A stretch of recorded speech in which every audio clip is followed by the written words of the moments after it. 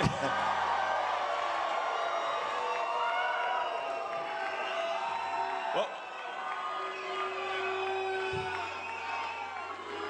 welcome. USA, USA, USA. All right. Wow. And this is an election that I think, frankly, is a fork in the road of destiny. It really is. So, it's essential. So, it's like we need safe cities, secure borders, sensible spending. I mean, basic stuff. And we need to get rid of the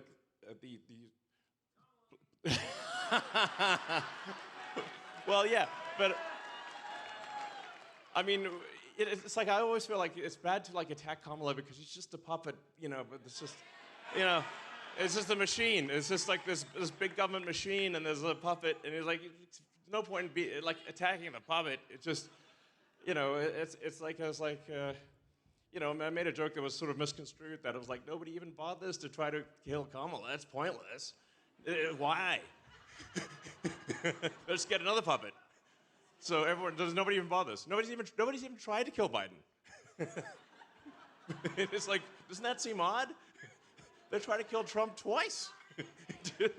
Yeah, exactly.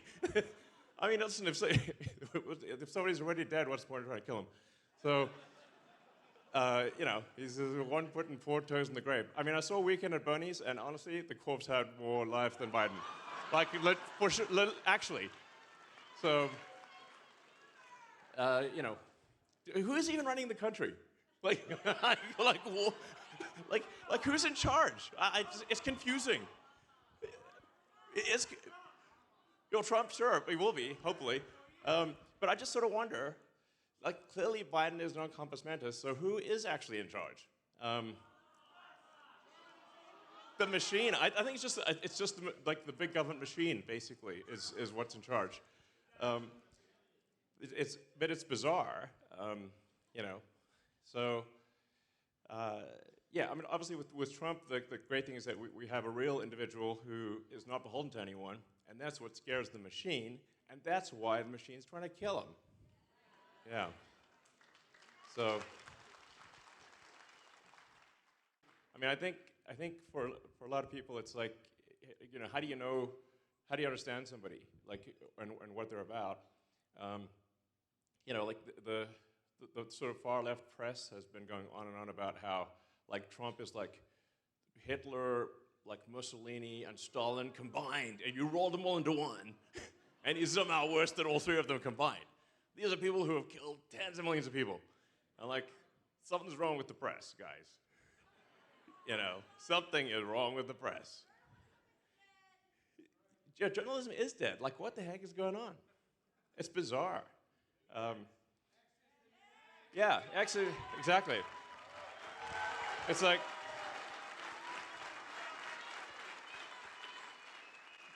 I mean, I do think that old school journalism. I call it the legacy media because it is kind of legacy media, because it is from a time when, in order to learn any news, you had to aggregate the news to some central publication, and then some editor would decide what people should hear, and then they'd print the newspaper with a lot of paper, literally, and then distribute that paper, and that's how you learn things.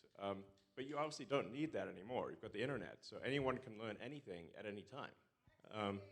Yeah, that's why X is the future.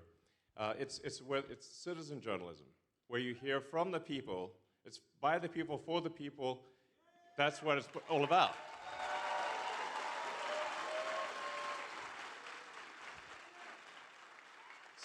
I think this is a super big deal, and it's absolutely fundamental and transformative that the people actually get to decide the news and what the narrative and what matters, and that because the legacy media is basically controlled by a handful of editors-in-chief. That's it. They decide what's going to get published.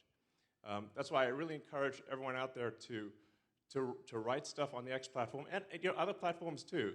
But citizen journalism is the future, and that's where you get to hear from actual experts in the field, people who are experts in any given industry, and you get to hear the rebuttal. So if somebody says something that's wrong or requires more context, people can add that.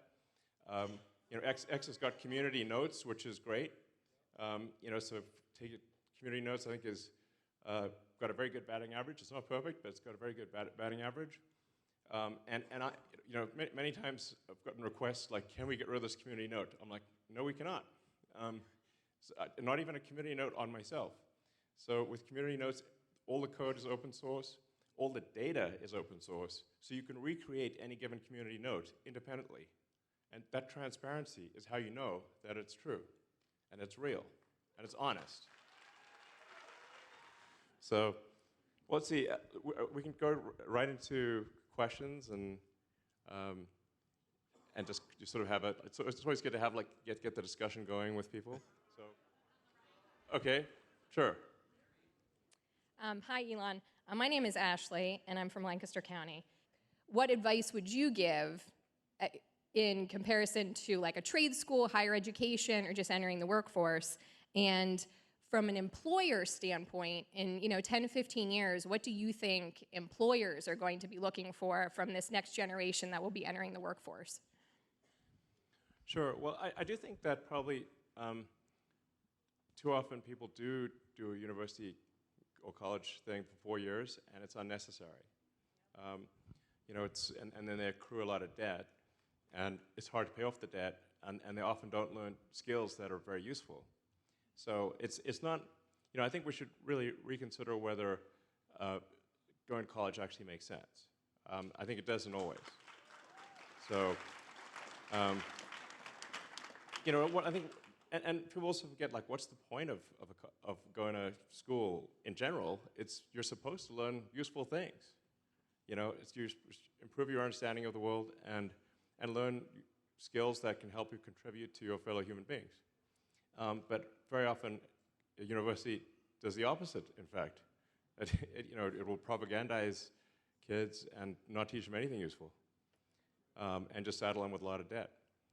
So I think, what really matters is, like, are you doing something useful to help your fellow human beings? Are you contributing more than you take? And if you are, that's a great thing. So now we are headed into a pretty wild future here with artificial intelligence and robotics. I think, especially if you look, say, like 10 years from now or more, that we're going to have, the world is going to look very different. I think it's like 80% likely to be good,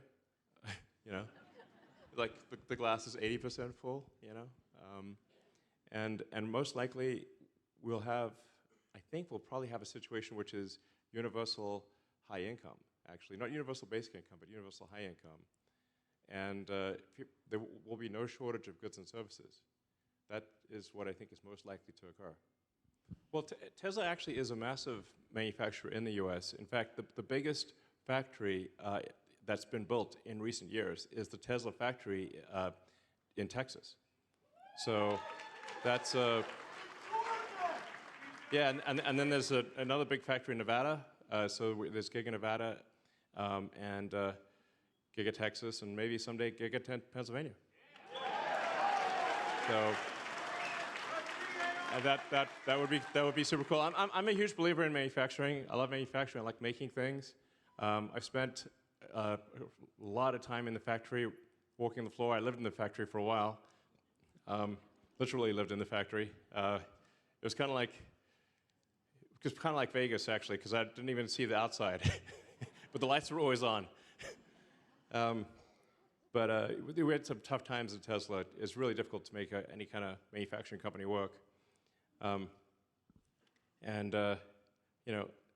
Yeah, Tesla is actually also the biggest manufacturing employer in California still, but the state is not super grateful.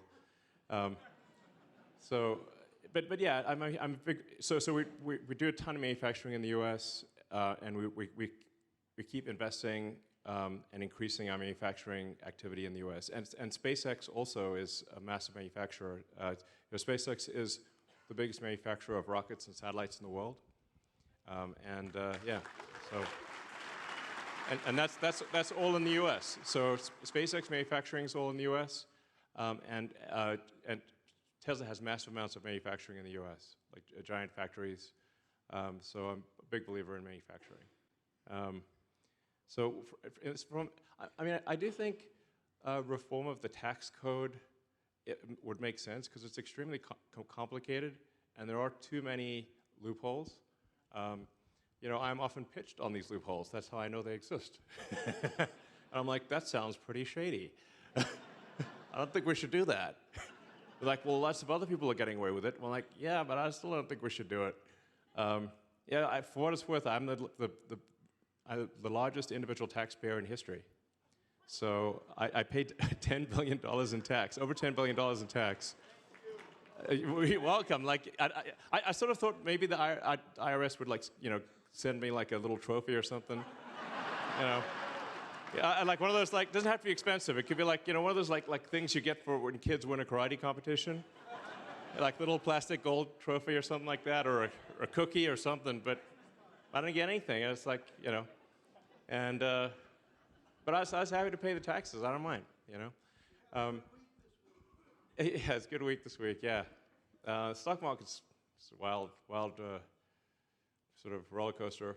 I think Warren Buffett's got a lot of good sayings, actually, but one of his sayings, I believe, is having a publicly traded company is like having someone stand outside your house and yell house prices all day, and it's still the same house. And you're like, why is this person yelling house prices at me all day long? And that's what it's like being in a publicly traded company. They just yell stock prices at you all day long. And it's like, well, it's actually still pretty much the same company as yesterday. It's kind of weird being in a publicly traded situation. I also wanted to ask you a favor. My son is named Elon. Really? We named him after you. Wow, thanks. He's 3. You're an inspiration, and I was hoping to get an autograph from you to give to him when he's older. Well, just to further I can't say no to that. I mean, from one Elon to another, I was named after my American great-grandfather. I guess so I'm like kind of the opposite of Obama. I'm from Africa, named after an American. So, but yeah, it was, John Elon Haldeman was my great-grandfather, and I was named after his middle name. So I think he was from Minnesota, I believe. So, yeah. Hello, Elon. My name is Stephen Marchessault. I live in Lancaster County. It's nice to meet you.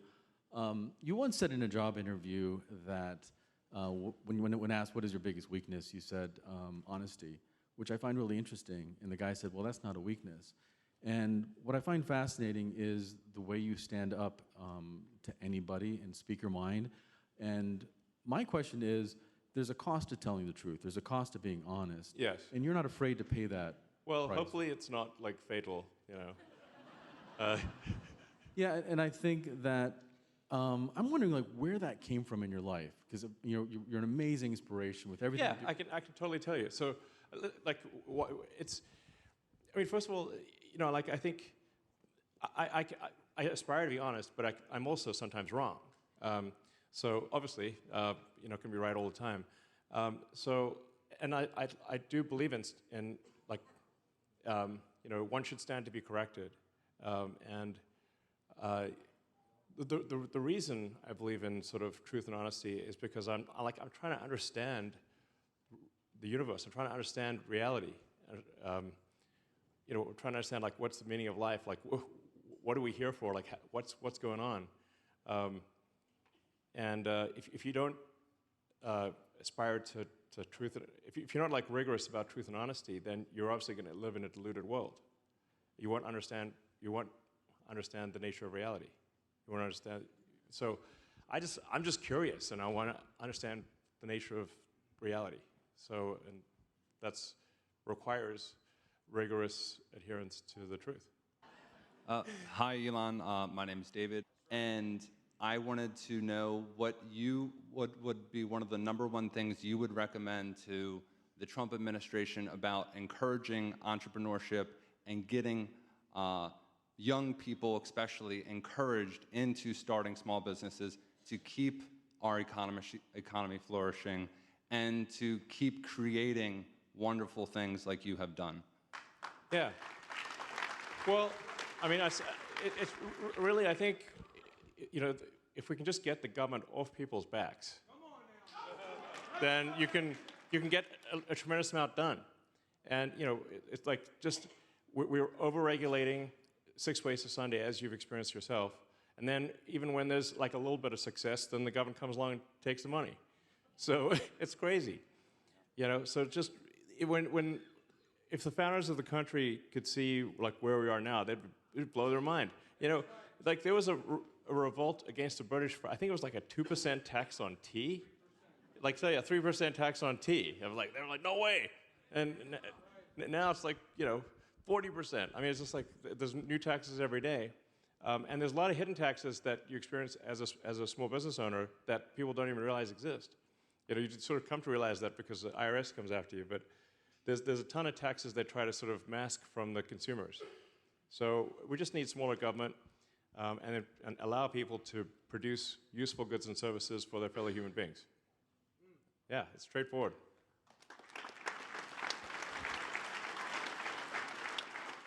Would you also be willing, if other technologies are discovered over the next few years into the near future, would you also be willing to, that theoretically could revolutionize electrical vehicles, space travel, you know, exotic propulsion, exotic energy generation techniques? Are you interested in researching those and potentially funding them and contributing to this kind of research? I do think there is a lot of technology out there that is not really mainstream, that it has potential. Although it's in a very infantile stage, I think there is potential. I mean, not only, I mean, both Tesla and SpaceX are desperately interested in anything that works. We're not like barring the door. We're like, please, if you got something that works, tell us about it. Unfortunately, it's rarely the case that it actually works is the issue. You know, for a while there, Tesla, I guess we maybe still do, like we'd rate any given, you know, proposed new technology out of 10, where 10 is incredible, and, you know, 1 is total nonsense, and really nothing got above a 4. So it's just very difficult to do. But and I would encourage anyone to say, prove me wrong, please do that. I would like to be proven wrong. That would be awesome. Tweet on X. Yeah, but just compete with Tesla. That sounds like a great. If you know, if there's some technology that has much greater range, I would strongly recommend they just kick our ass. You know. One of my big concerns that extends beyond the disarray of our financial constitution here is the technology attacks that have happened on our country. 2021, the Colonial Pipeline ransomware attack. Yeah. 2021, Robinhood, 7 million users' data stolen, their money held for ransom. 2023, T-Mobile goes down overnight. Airport attacks, airline attacks. Have you spoken to Trump at all regarding your expertise around cybersecurity? Are you going to have any involvement there? If not, do you know who is, and do you trust them? And I have one more question. Well, I certainly don't have all the answers here. And I don't want to tempt fate, but like nobody has successfully hacked SpaceX or Starlink. There've been every day there are thousands of attempts to hack Starlink, and no one has succeeded. Again, I don't want to tempt fate here, so this is not a tempt. I'm not saying to hacker groups out there, please hack Starlink. Like, please don't hack Starlink. But thus far, there have been many attempts by individuals and state actors to hack into Starlink, and none of them have been successful. So track record thus far is pretty good. No one has successfully hacked into, yeah, so far so good, you know. Don't want to be complacent or anything. no one has hacked into the Tesla mothership, like the Tesla core database. Many people have tried to hack into the Tesla core database. Zero successes. Yeah, I can certainly say, like, now government computers are not super secure because it's the government, you know? So it's like, if you say, like, what is an easy thing to hack? I say, well, government computers are an easy thing to hack. So it's not good. No, I agree. That's why I'm like, as a hardcore technology guy, I'm saying we should not have voting machines. We should not have computers, because they're too subject to being hacked and it's like they're subject to being hacked by, you know, and the people protecting these machines don't understand technology, and they could easily be bamboozled. So even with the best of intentions. So, but it's really hard to bamboozle paper ballots in person with ID, which is obviously how it should be. So, I was gonna ask, how does it feel to be the richest man in the world, and also can I get a picture with you real quick? Well, we're on TV right now. So I think actually we're both live streaming right now. I think probably to millions of people actually. So yeah. So millions of people, I think millions of people will actually see us. We're now on screen for millions of people. In terms of how does it feel? I mean, it's kind of a strange thing because I guess, like, I'm still very much like a technologist who, like, you know, I just work a lot, you know. And then my recreational activity is hanging out with friends and family and playing video games, which is, yeah, exactly. I play Diablo or other video games. You know, it's like I don't have like any yachts or holiday homes or anything. So I guess if I was to maybe live a more hedonistic life and you know, had like yachts and islands or something like that, then it would make more. I don't know, maybe that would be more. I don't know, but that's not my idea of fun though, because I'm like, you know, I'm sitting. If I go and sit on the beach, then I'm like, this is boring.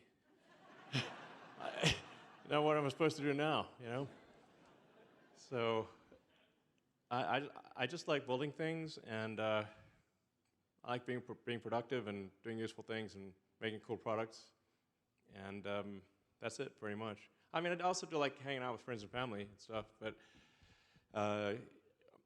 you know, I'm not like saying how can I sort of build a bigger yacht or anything like that. I don't have a boat or anything like that. So, yeah, of course I still love it. Yeah, oh, you're right. I do have boats. What are you talking for?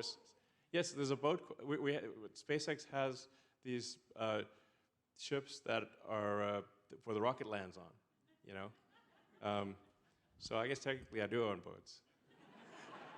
Yeah, so I stand corrected. Thank you.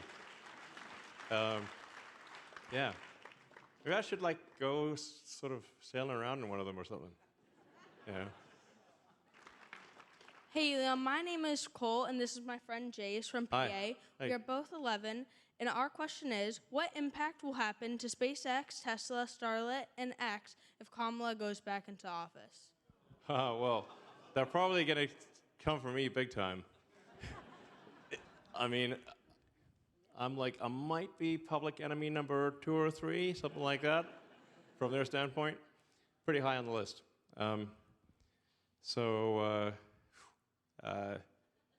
Yeah, I think it's going to be rough.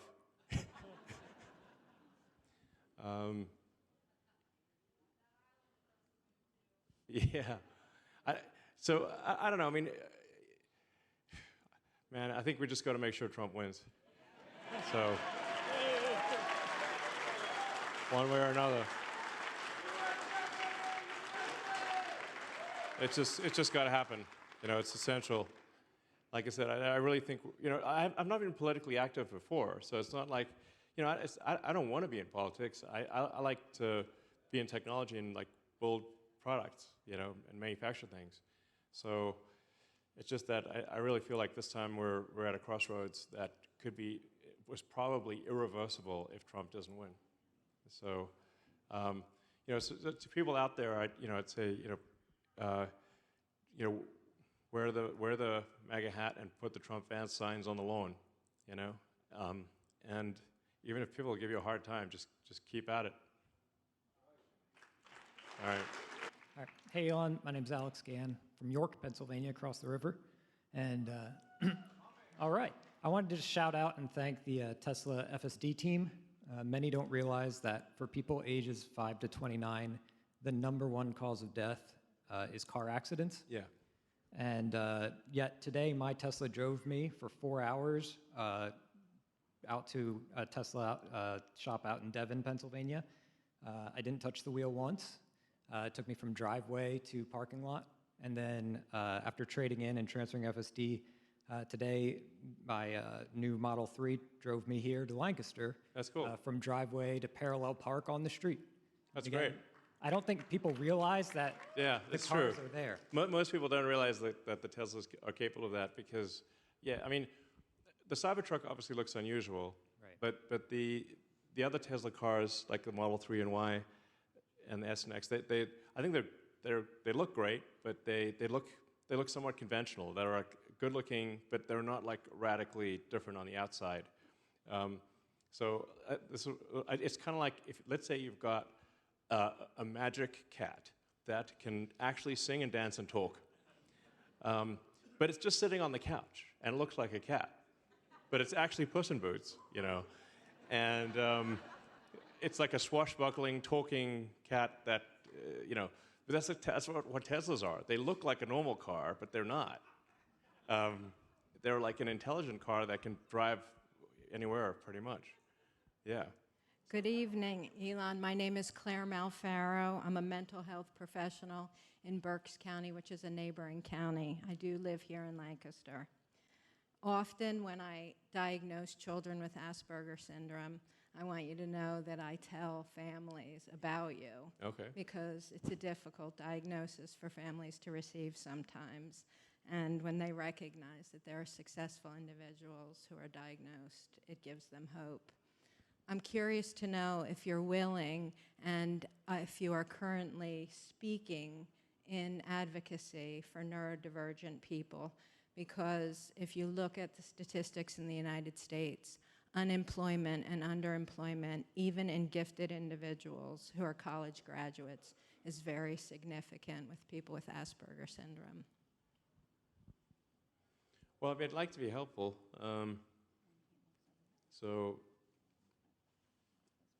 You know, I think there's perhaps having some sort of, you know, neurodivergent element like that does result in an increased adherence to the truth or try to understand the nature of reality. And perhaps to some degree also being willing to suffer criticism and not, you know, simply want to fit in is important as well. As we create robots, like the Optimus robot, this will help a lot of people who are neurodivergent because they will have a friend that will be there, you know, that is infinitely patient.